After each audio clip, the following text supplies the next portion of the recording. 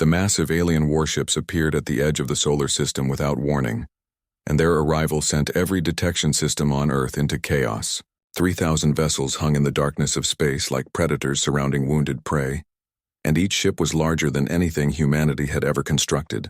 The fleet belonged to the Zoltarian Empire, and they had come to claim Earth as their own.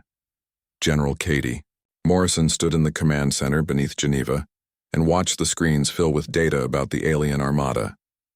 She was 42 years old with short brown hair and green eyes that missed nothing.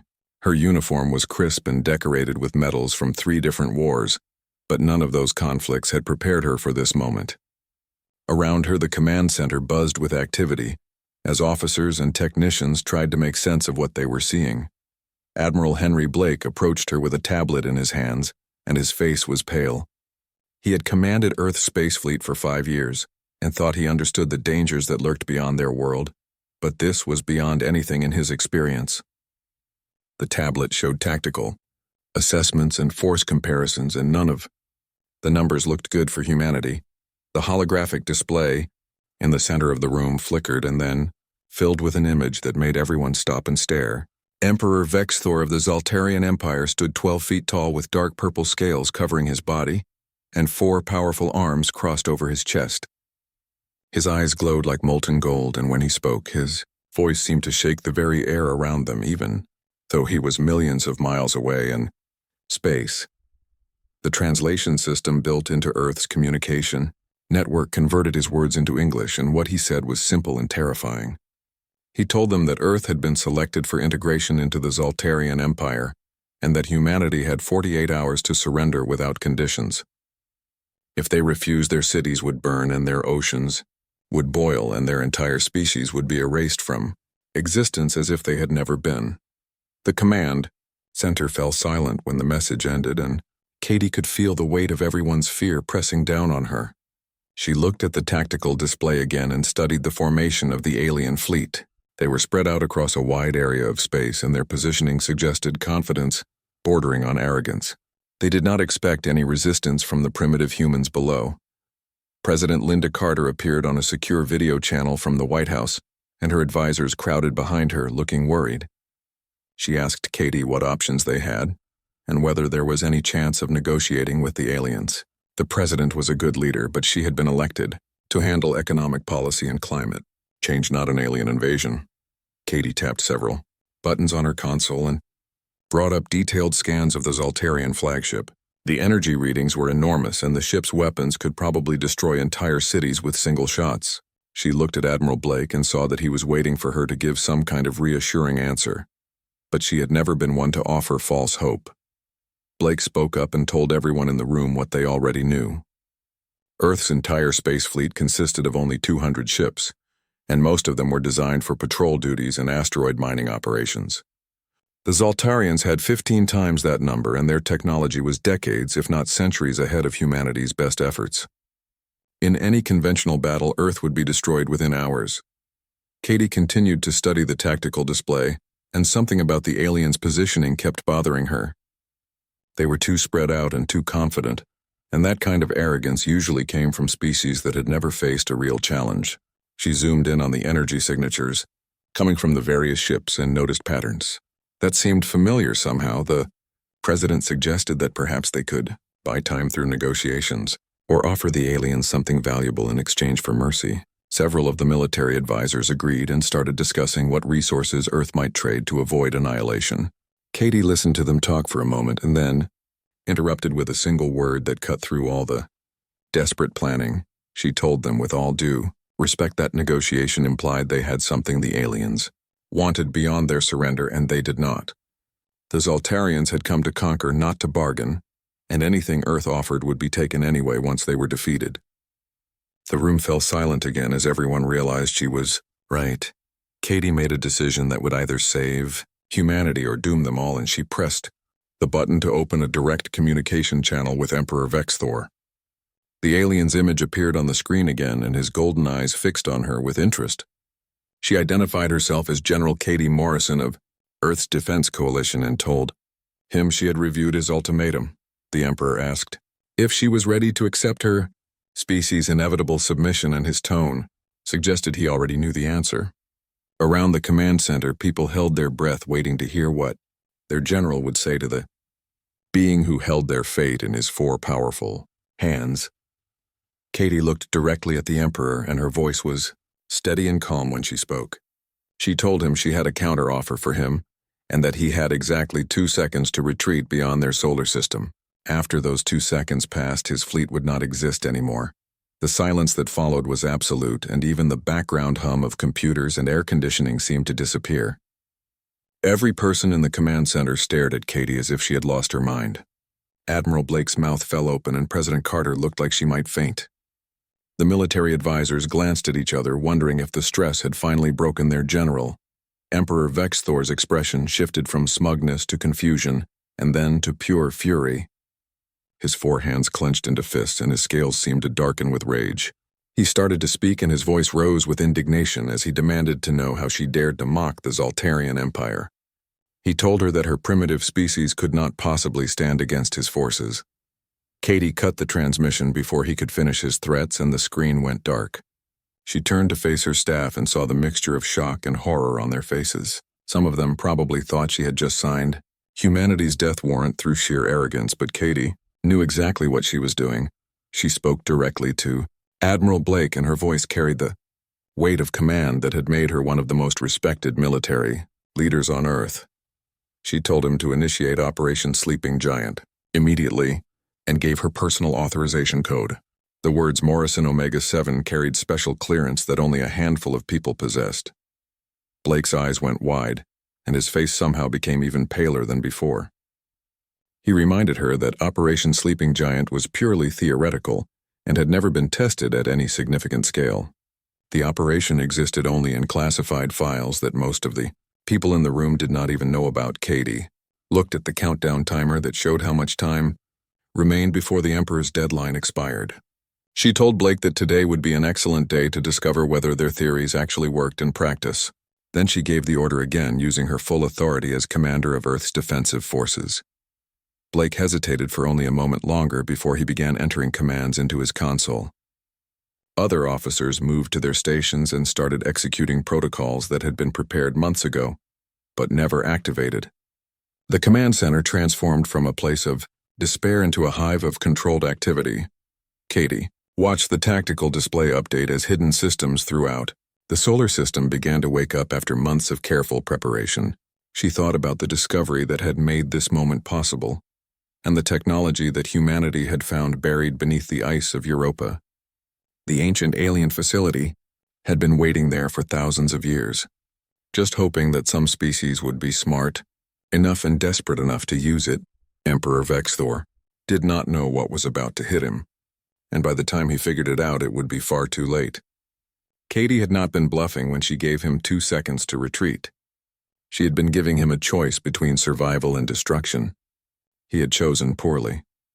6 months before the Zaltarian Empire arrived at Earth, a deep space probe named Horizon 7 had detected something unusual near Jupiter's moon Europa. The probe sent back data that made no sense according to everything humanity knew about the solar system, and a research team was dispatched immediately to investigate. What they found changed everything humanity thought they knew about their place in the universe.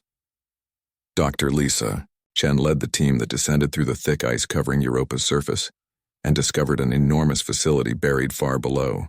The structure was massive and clearly artificial, and made from materials that did not exist anywhere in Earth's periodic table.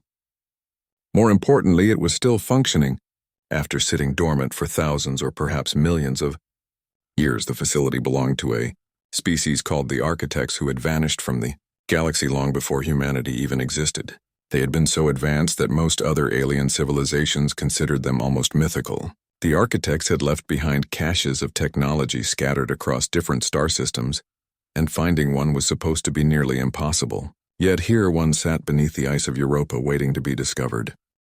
Lisa and her team spent weeks trying to understand the facility's purpose and eventually realized it was a weapons cache. The technology inside was thousands of years beyond anything humanity possessed, but the Architects had left detailed instructions written in a universal language based on mathematics. It was as if they wanted whoever found the cache to be able to use it. Katie Morrison had been briefed on the discovery within hours of the team's initial findings.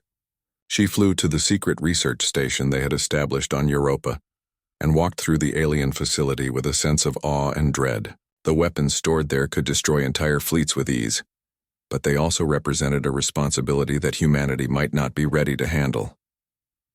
Working with the Coalition's top scientists and engineers, Katie organized a project to study and replicate the architect technology. They called it Operation Sleeping Giant and kept it classified at the highest possible level. Only the president and a dozen other key officials knew that humanity now possessed weapons that could rival the great powers of the galaxy. Now, as Emperor Vexthor's deadline counted down, Katie was about to reveal Earth's secret to the universe. Commander Jake Stevens sat at the tactical station in the Geneva Command Center and confirmed that all systems were ready. Lunar Base 7 reported green lights across the board, and Mars Station acknowledged their readiness.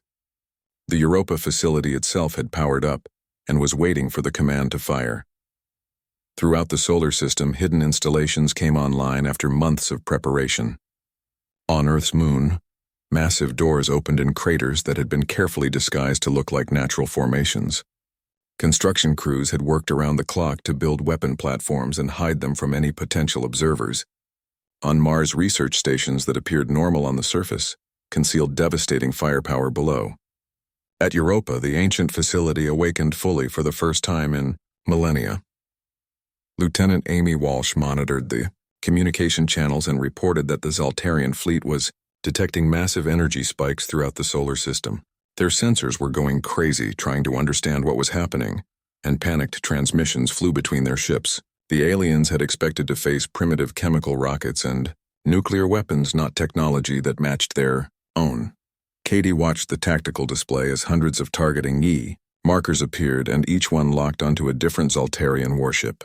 The architect weapons did not just match the alien empire's technology, but surpassed it by orders of magnitude. The systems used principles that even Lisa's team did not fully understand yet, but they knew enough to make them work. Katie gave the order to fire, and her voice was calm despite the weight of what she was commanding. Blue-white beams of coherent energy lanced through space at speeds approaching the speed of light. The architect weapons manipulated space-time itself to deliver strikes with perfect accuracy and devastating power. The Zaltarian shields that could withstand their own empire's most powerful weapons might as well have been made of paper. The first wave of strikes hit the Zaltarian fleet before they could even begin to react. 300 ships exploded simultaneously and were torn apart at the molecular level. The shockwaves from the explosions rippled through space and were captured by Earth's long-range sensors. Debris and superheated plasma scattered in all directions, marking the graves of vessels that had conquered dozens of worlds. Stevens announced that the second wave was firing, and Katie watched as another volley erupted from the hidden installations. This time, the Zaltarians tried to maneuver their ships and take evasive action, but the architect targeting systems predicted their movements with perfect accuracy. 400 more ships vanished in brilliant flashes of light that briefly illuminated the darkness of space. On the bridge of his flagship, Emperor Vexthor stared in disbelief at the tactical display that showed his fleet being systematically destroyed. He had conquered 43 star systems in less than a decade and fought against the most advanced military powers in the galaxy. He had never encountered weapons like these, and never imagined that the primitive humans possessed such devastating technology. His first officer, Kratos, pulled up historical records on his console, and his face went pale beneath his scales. He told the Emperor that this star system had been marked by the architects millennia ago. They had left a cache here, but the information was buried in restricted databases that no one thought to check before the invasion. Finding an architect cache was supposed to be nearly impossible, yet the humans had stumbled upon one in their own backyard. Vexthor's 4 hands clenched into fists as he realized the magnitude of his mistake. The architects were legendary throughout the galaxy, and their weapons caches were considered both gifts and tests for younger species. Most civilizations that found them either destroyed themselves with the power or were conquered by rivals who wanted the technology. Using architect weapons effectively required not just intelligence but tactical thinking that took centuries to develop. The humans had achieved it in only 6 months, and that terrified the Emperor more than the weapons themselves. It meant that humanity possessed not just advanced technology, but the wisdom and strategic thinking to use it properly. They were far more dangerous than he had ever imagined. Stor shouted orders to his fleet commanders and told all ships to retreat immediately and jump to hyperspace. His pride had led him into a trap, and now his only concern was saving what remained of his armada. The mighty Zaltarian Empire was fleeing from a species they had intended to conquer, but Katie had anticipated exactly this response, and she turned to Admiral Blake with another order. She told him to activate the hyperspace interdiction field, and Blake confirmed the command with grim satisfaction. The field activated immediately, and suddenly, the Zaltarian fleet found themselves trapped in normal space. The architect facility at Europa generated a massive field that prevented faster-than-light travel within the entire solar system. The Zaltarian fleet could not jump to safety no matter how desperately they tried. They could only attempt to fight back or flee at slower-than-light speeds, which would take years to escape the system. Katie ordered the third wave to fire and told Stevens to target the command ships and carriers first. She wanted to leave the smaller escort vessels intact for now.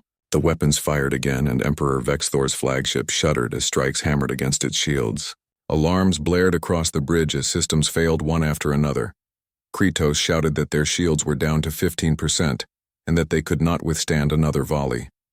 The flagship that had led the conquest of dozens of worlds was now moments away from destruction, at the hands of a species the Empire had dismissed as primitive. The irony was not lost on anyone aboard. Vexthor's golden eyes narrowed as he realized he had only one option left if he wanted to survive. His pride screamed at him to fight to the last ship, but his survival instinct was stronger. He ordered Kratos to open a communication channel to the human commander immediately, and his first officer scrambled to comply. Katie's screen flickered and Emperor Vexthor's image appeared again, but this time his arrogance was completely gone. In its place was barely controlled rage mixed with something that looked almost like respect. He had underestimated the humans catastrophically, and now he was paying the price for that mistake. Emperor Vexthor appeared on Katie's screen, and his entire demeanor had changed from their last conversation. The arrogance that had defined his first message was completely gone, and replaced by barely controlled rage mixed with something else that looked almost like grudging respect. His golden eyes fixed on Katie with an intensity that would have made most beings uncomfortable, but she met his gaze without flinching. The Emperor spoke first and told her that she had made her point quite effectively. He suggested that perhaps the Zaltarian Empire had been hasty in their initial assessment of humanity's capabilities, and his tone indicated how much it cost him to admit even that small error. Around him on the bridge of his flagship, Katie could see crew members working frantically to keep their damaged systems online. Katie replied with dry humor and asked if he really thought so. She gestured toward the tactical display where the counter showed that the Zaltarians had lost 800 ships in just 3 minutes of combat. She offered to demonstrate how many more vessels they could destroy in the next 3 minutes if he wanted to continue, testing Earth's defensive capabilities. Thor stated the obvious and said that she possessed architect technology. His voice carried a mixture of disbelief and anger as he demanded to know how such a thing was possible. The architects had vanished millions of years ago, and their caches were nearly impossible to find. Yet somehow this primitive species had stumbled upon one and learned to use it effectively. Katie told him calmly that the information he wanted was classified and that she had no intention of sharing it. She explained that what mattered was not how Earth obtained the technology but the simple fact that they had it and knew how to use it. More importantly, they were not afraid to turn his entire fleet into expanding clouds of debris if he continued to threaten them. She repeated her earlier offer and told him to leave the solar system immediately. If he did that, then Earth would stop shooting and his remaining ships could retreat with whatever honor they had left. The choice was his, but she would not offer it again. The Emperor's expression hardened and his 4 hands gripped the arms of his command chair. He told Katie that the Zaltarian Empire did not retreat from anyone, and that even if she destroyed his entire fleet, others would come. Larger fleets with more ships and better weapons would arrive, and she could not hide Earth's possession of architect technology now. The entire galaxy would come hunting for it. Katie had anticipated this argument, and she pulled up a file on her console before transmitting it directly to Vexthor's ship. She told him to take a good look at what she was sending and waited while he reviewed the data.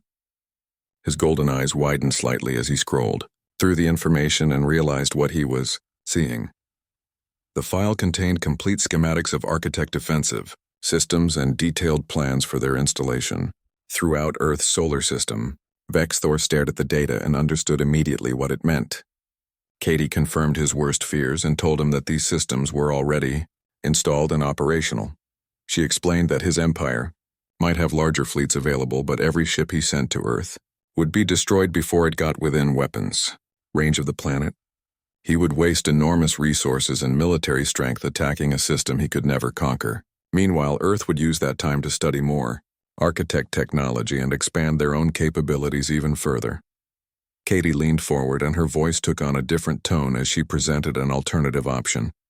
She suggested that he could leave now and tell the other powers in the galaxy that humanity was under Zoltarian protection. He could spin the situation as a strategic alliance rather than a humiliating military defeat.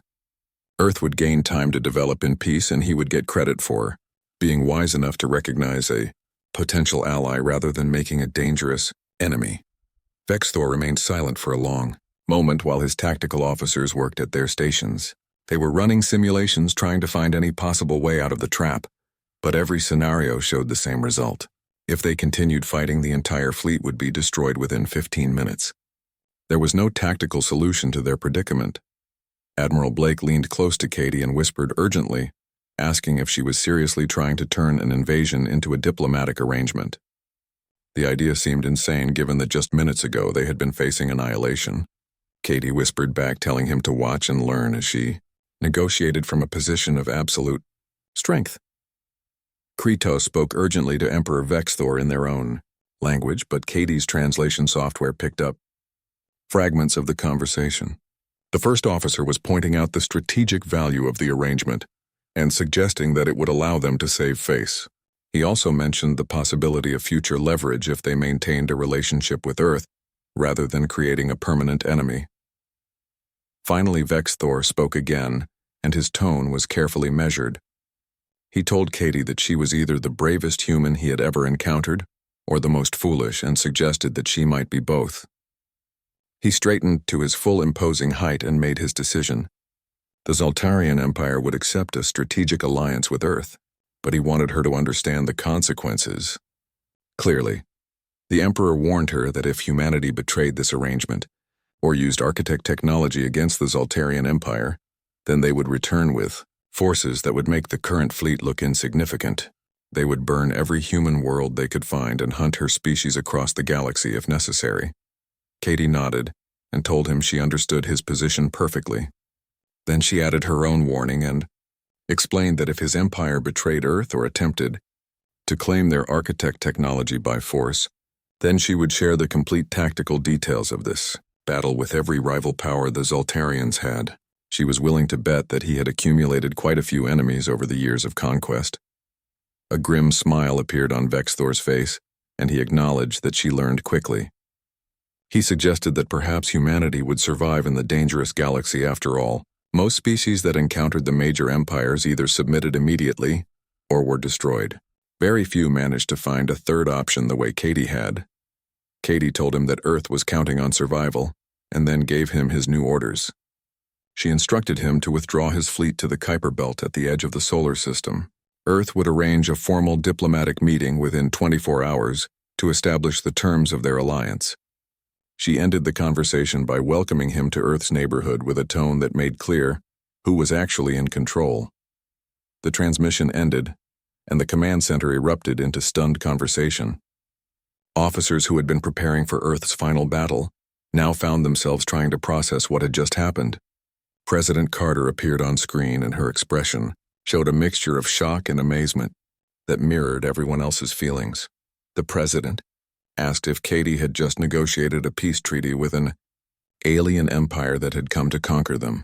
Her voice carried disbelief as she tried to understand how they had gone from facing annihilation to forming an alliance in less than an hour. Katie corrected her gently and explained that she had negotiated a strategic alliance rather than a peace treaty. She pointed out that peace treaties implied equal parties negotiating terms, while alliances implied mutual benefit.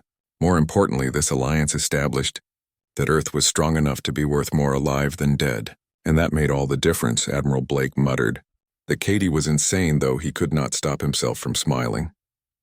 The tension that had gripped everyone for the past hour was finally releasing, and people were beginning to realize that they had actually survived. More than survived, they had won.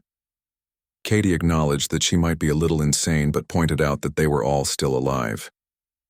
Earth remained intact, and humanity had just bought themselves precious time to figure out how to survive in a galaxy that was far more crowded and dangerous than anyone had imagined.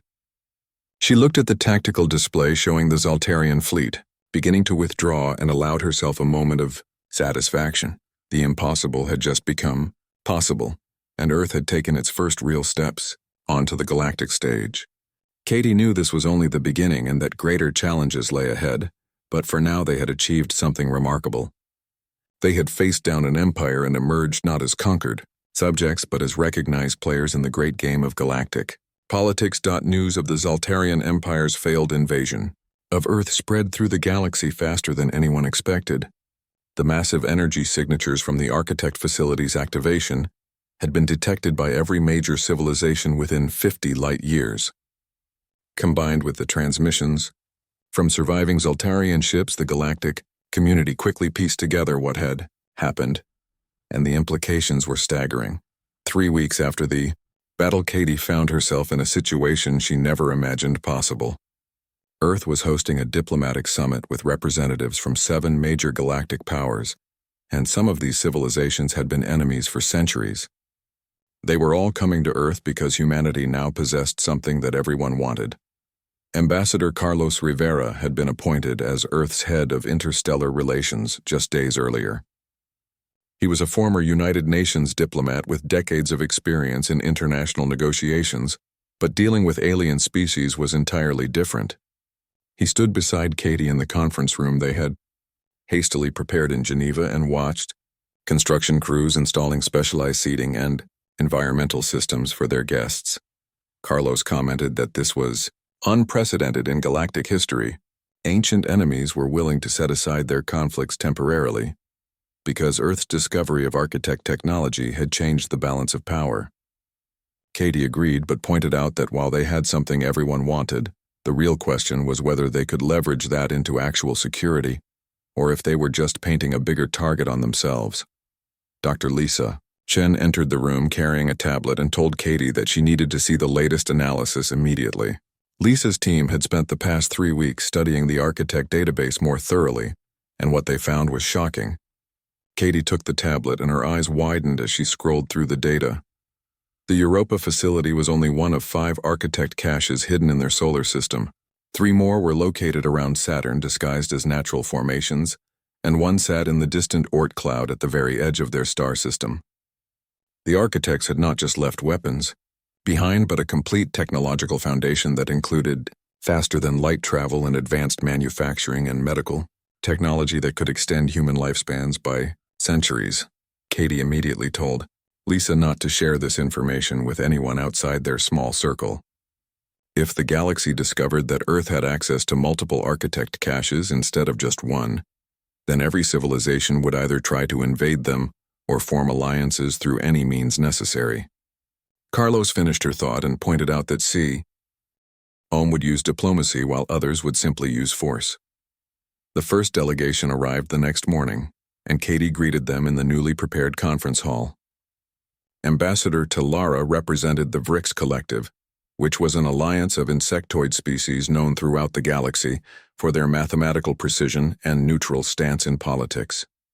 Talara stood 7 feet tall with blue chitinous armor plating and compound eyes that seemed to observe everything. Simultaneously, Talara spoke in her clicking language, which was instantly translated by communication devices humanity had built using architect templates. She told Katie that the collective had observed Earth's recent conflict with great interest and wished to establish diplomatic relations. They proposed a knowledge exchange that would benefit both civilizations and carefully avoided mentioning the architect technology directly. Over the next 2 days, more delegations arrived with similar goals. The Meridian Alliance sent representatives from their democratic federation of 12 species. The Cronus Dominion arrived with military officials from their hierarchy that rivaled the Zaltarian Empire in power. The Luminary Ascendancy sent beings of pure energy who communicated through harmonic frequencies that required special equipment to translate. Each delegation brought proposals and offers, and thinly veiled threats disguised as friendly warnings. They wanted access to architect technology, or at least wanted to ensure that Earth would not use it against their interests. Katie met with each group and listened carefully while revealing almost nothing about Earth's actual capabilities or future plans. The most surprising delegation arrived on the third day in a small diplomatic vessel that looked nothing like the massive ships the other powers had sent. Two people emerged wearing human-style uniforms, and Katie stared at them in confusion. Commander Seth Park and Lieutenant Diana Foster looked completely human and spoke perfect English, but claimed they were not from Earth. Seth explained that they represented the Terran Colonial Alliance and that they were descendants of humans whose ancestors had left Earth 300 years ago on generation ships. Katie and Carlos exchanged shocked glances because those generation ships were supposed to have failed and been lost in deep space. Everyone on Earth believed those colonists had died. Diana corrected that assumption and explained that the ships had not failed but had been redirected. The architects had found their ancestors drifting through space and given them advanced technology to help them survive. In exchange, the colonists had agreed to serve as neutral observers and peacekeepers in their sector of the galaxy. They had been watching Earth for decades, waiting to see if humanity was ready to join the galactic community. Katie asked why they had never made contact if they had been watching Earth all this time. The question carried an edge of anger because her people had spent 3 centuries thinking they were alone when other humans had been out there thriving. Among the stars, Seth explained that the architects' directives were very clear about this. Younger civilizations had to discover the caches naturally and prove they could handle the responsibility. If the colonial humans had intervened, then Earth would have been marked as a dependency rather than an independent power. The other galactic civilizations would never have respected humanity's sovereignty. Diana added that Earth's response to the Zaltarian invasion had changed everything. Katie had not just used the architect weapons to destroy an enemy, but had used them strategically to create a political outcome that benefited Earth's long-term survival. That showed the kind of maturity and wisdom that the architects valued above all else. She brought up a holographic display showing dozens of star systems scattered across the galaxy. Diana explained that 17 other species had found architect caches over the past 1,000,000 years. Some had destroyed themselves with the power they could not control. Others had been conquered by rivals who wanted the technology for themselves. Only 5 species, including now, Earth had successfully integrated architect knowledge while maintaining their independence. Seth told Katie that they were offering Earth membership in an alliance of these 5 species. They called themselves the Inheritors, and together they worked to maintain galactic stability and protect younger civilizations from being exploited by the older and larger empires. It was a role that carried both privileges and responsibilities.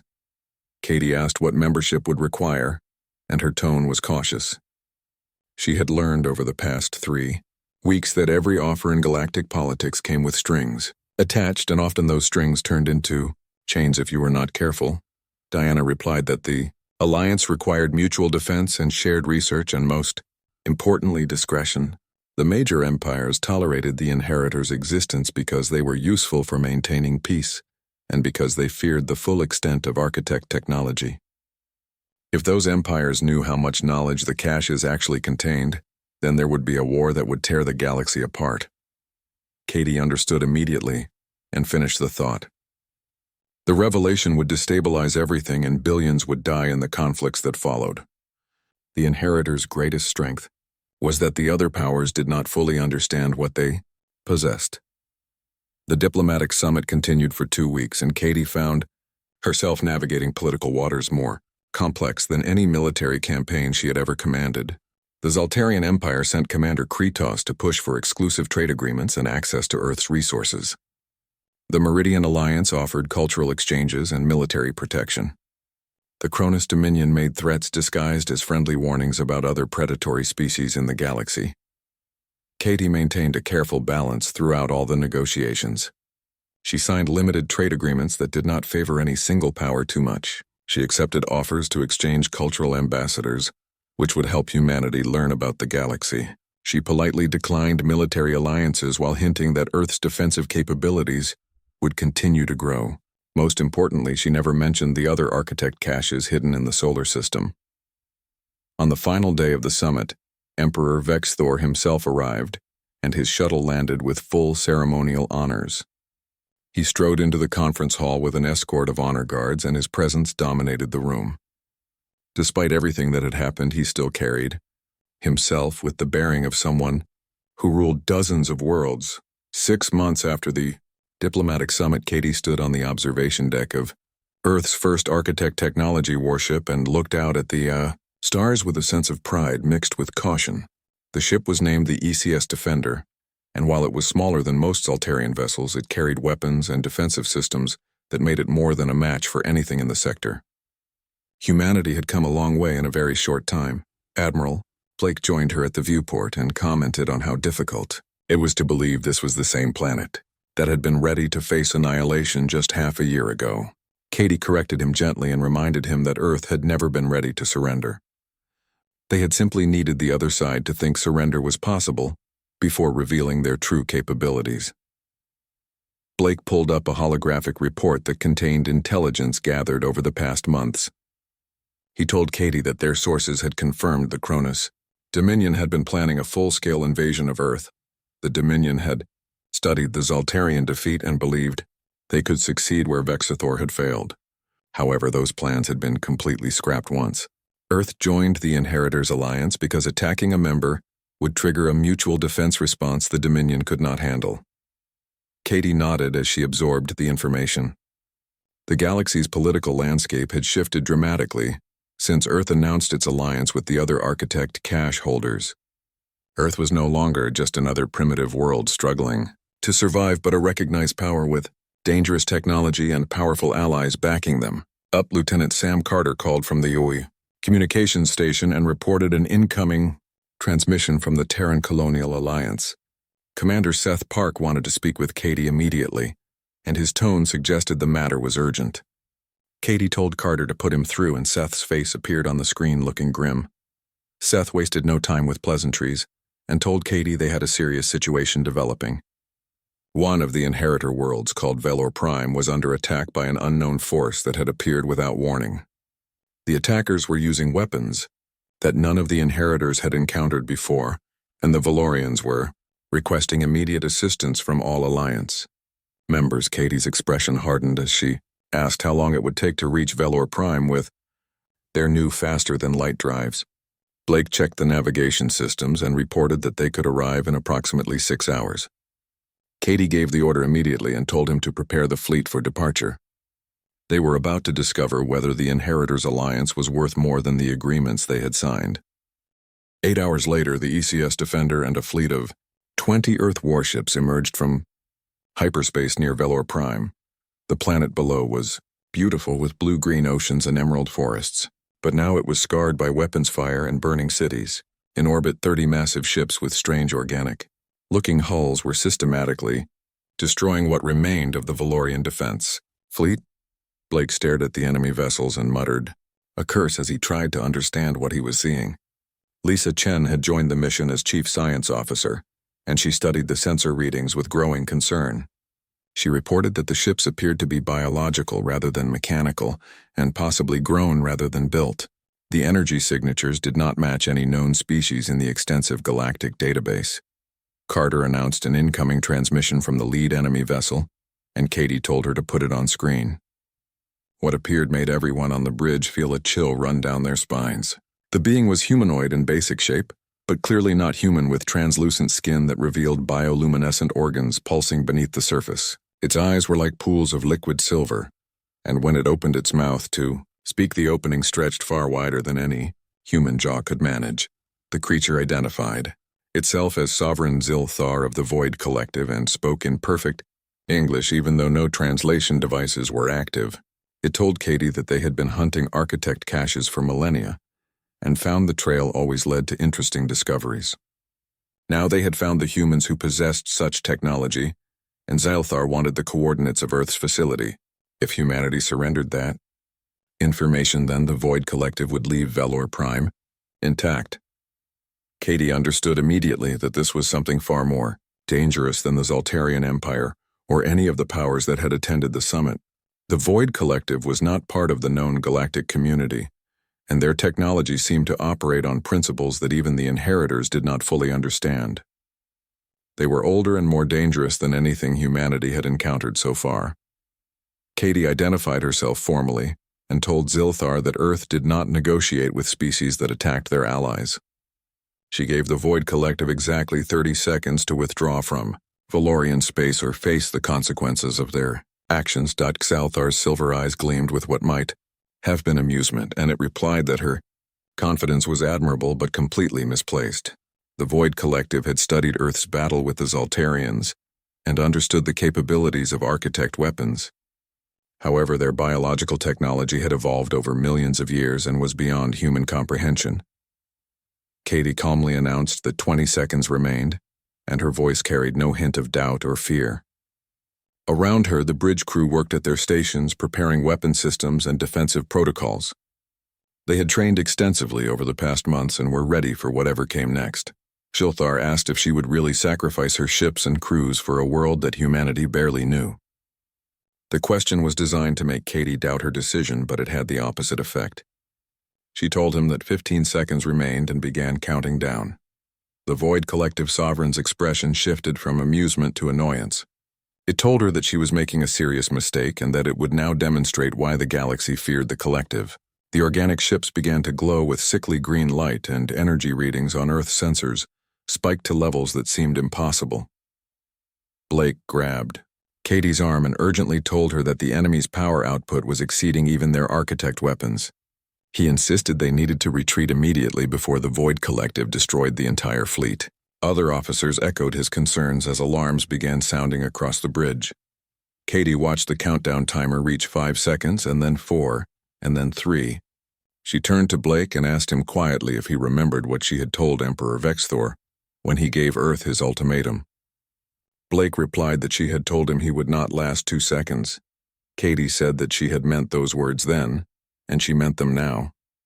She gave the order to fire everything, and her voice carried absolute certainty. The Earth fleet unleashed weapons that made their previous battle with the Zoltarians look like a minor skirmish. Over the past 6 months, Lisa's team had made a critical breakthrough in understanding architect technology. They discovered that the ancient systems could be enhanced and modified and combined in ways that even the architects had not fully explored. Humanity's gift was not just in using the technology they found, but in improving it and creating entirely new applications. The weapons that fired from Earth's ships were not simple energy beams, but reality warping strikes that folded space-time around their targets. The Void Collective's biological ships had evolved over millions of years, and their organic systems were incredibly advanced. But for all their evolution, they were still constrained by conventional physics and the laws that governed normal matter. Sovereign Zilthar had exactly 1.8 seconds to realize his catastrophic mistake before his flagship simply ceased to exist. The other Void Collective ships tried desperately to retreat, but Earth's weapons tracked them with perfect precision that allowed no escape. Within 2 minutes, all 30 vessels had been reduced to expanding clouds of organic matter drifting through space. Blake whispered in shock and asked Katie what they had just used. Lisa explained from the science station that the architects had left humanity weapons, but also left them the tools to understand the fundamental principles behind those weapons. Over the past months, Earth scientists had been reverse engineering those principles and creating their own applications. What the fleet had just demonstrated was the first combat test of human-designed architect principle weapons. Katie opened a channel to the Valorian command center on the planet below, and a reptilian face appeared on screen. The Valorian commander's scales were scarred from battle, but he was alive and his people had survived. He told Katie that he did not know how to thank her because their fleet had been minutes away from total destruction. Katie replied that no thanks were necessary because this was what allies did for each other. The Inheritors' Alliance was not just words on paper, but a genuine commitment to mutual defense. Earth had proven that commitment with actions rather than promises. Over the following hours, Earth's fleet helped restore order to the Valorian system and provided assistance to survivors on the planet below. The other inheritor species arrived, including the colonial Terrans and the crystalline Netheri, and together they assessed the damage and began planning their response to this new threat. Seth met with Katie in the Defenders strategy room and told her plainly that this meant war. The Void Collective did not forgive defeats like this and would return with much larger forces seeking revenge. Katie looked at him calmly and told him to let them come because Earth would be ready. Seth observed that Katie seemed different from their first meeting and more hardened by the experiences of the past months. Katie looked out at the stars and reflected on how much had changed. 6 months ago, she had thought humanity was alone in the universe. Then she discovered they were actually behind technologically and politically and militarily, compared to the established powers. But Katie had learned something crucial about humanity's place in the galaxy.